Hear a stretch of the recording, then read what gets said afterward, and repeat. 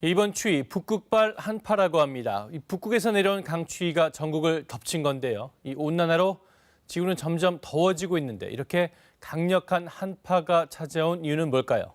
재난방송센터 연결합니다. 자, 이정훈 기자, 오늘 한파가 정말 굉장했습니다. 이 각종 기록을 갈아치웠을 것 같아요. 네, 오늘 아침 지역별 최저기온을 살펴보면요. 서울은 영하 18.6도로 20년 만에 가장 낮았습니다. 그런데 남부지방은 오늘 한파가 더 이례적이었습니다. 특히 목포의 경우 오늘 기온이 일제강점기였던 1931년 이후 90년 만에 가장 낮았습니다.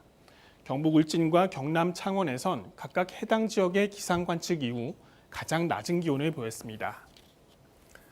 예, 그런데 말이죠. 이 지구 온난화라고 하면서 왜 수십 년 전 수준의 한파가 다시 이렇게 닥친 건가요? 역설적이게도 주된 원인은 바로 그 온난화입니다. 지난해 9월 북극해의 얼음 면적을 나타낸 그림입니다. 관측을 시작한 이래 역대 두 번째로 작았는데요. 겨울로 접어들면서 상당 부분 빙하가 회복됐지만 러시아 북쪽의 바란츠에는 최근까지도 얼음이 거의 덮이지 않았습니다. 빙하가 아닌 바닷물이 드러난 해역에서는 막대한 열이 뿜어져 나와 거대한 고기압을 형성하는데요. 문제는 이 고기압이 북극에 갇혀 있던 냉기를 동아시아로 쏟아내는 역할을 한다는 겁니다.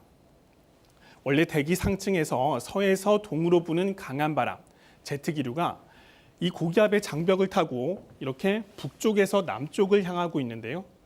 그러다 보니 북극발 한파가 한반도 전체를 뒤덮게 된 겁니다.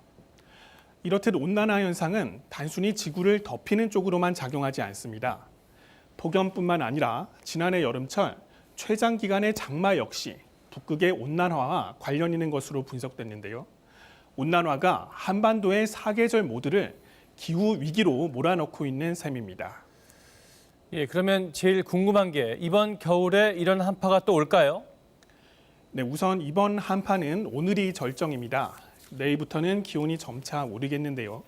그래도 다음 주 초까지는 예년 기온을 밑도는 추위가 이어질 것으로 보여서 건강 관리와 시설물 관리에 계속해서 주의를 기울여야 합니다.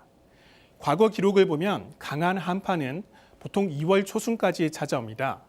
기상청은 올해의 경우 2월 전반까지 기온이 평년과 비슷하거나 높을 것으로 내다봤는데요.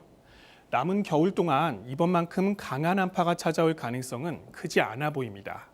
지금까지 재난방송센터에서 KBS 뉴스 이정훈입니다.